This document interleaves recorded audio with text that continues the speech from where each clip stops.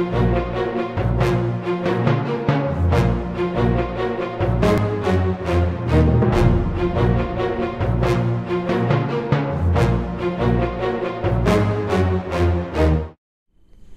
everybody, this is Sherry at djsundry.blogspot.com and welcome to the Enjoy the Memories blog hop. I'm sure you've enjoyed hopping along. I think I'm about in the middle, and so there's a few more to go after me, and I know that there's been fabulous projects in front of me. Today the product I am featuring from Megan Elizabeth and the Above Ruby Studio is the paper layers. Now I don't know what any of the other people in the hop are doing, and so you may be getting all sorts of things, but I knew that when I was asked to be in this blog hop that this is what I wanted to use. This paper is fabulous. Imagine sitting in the car after picking up your kids home from work or from school, and your daughter goes, "Mom, I forgot to tell you my teacher's birthday's tomorrow. I need a card." And you're thinking, "Oh my goodness, I haven't done laundry yet. I haven't fixed dinner. I don't even know what we're having for dinner, and I don't want to stop at McDonald's.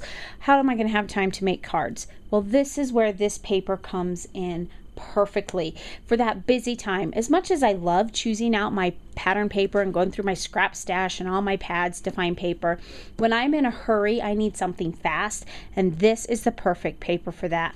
When we open it up, you'll see why. This paper is 12 by 12 double-sided paper. On the front side, you have 4-inch squares. So there are 9 4-inch squares on each sheet, and each of them coordinate with each other perfectly. So if you want to die cut a cute card, there you go. You don't have to think, you don't have to look, you don't have to find your papers. They're all right here. The back side of that paper is this, also a designer type paper, and I don't know how well my camera picks it up, but this 12 by 12 sheet is a stripe.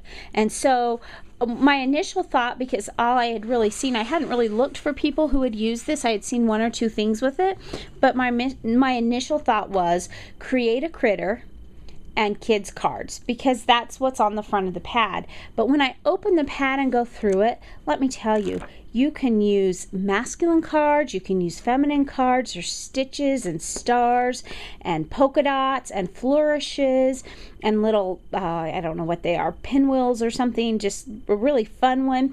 You can use this for a man, a woman, a child, anyone you want that you need to make a card for. It's here.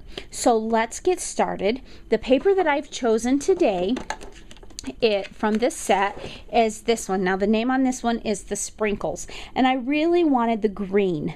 Now in the bottom we've got 3 solids. So my solids are here, and they're in a flesh tone and a black and a white, and then I've got my fun colors to coordinate with. Now I wanted to talk about our Cricut. I still firmly believe in pre-cutting my shapes to know what size I wanted, and so I decided to cut. I'm going to make this little frog from Create a Critter, and I wanted to see. I'm not very good at visualizing size. I need to actually see the shape in the size, and I knew that I wouldn't want 4 inches because for an A2 size card that was going to be too big. And if you can see, this is the shadow layer for the frog, and it's a little bit bigger than what I would want. It won't quite fit on there with a 4x4. So again, I would highly recommend you die cut your pieces in your inexpensive paper, unless you know your cartridge well, and decide what size you want. I decided I wanted a 3-inch shape, and this is the shadow piece, and I'm going to go over it with the 3-inch frog. So let's move over to my Cricut. I know I've never done a Cricut, I've never shown you when I'm actually working on my Cricut, but today we're going to do that. So let's head on over to the Cricut.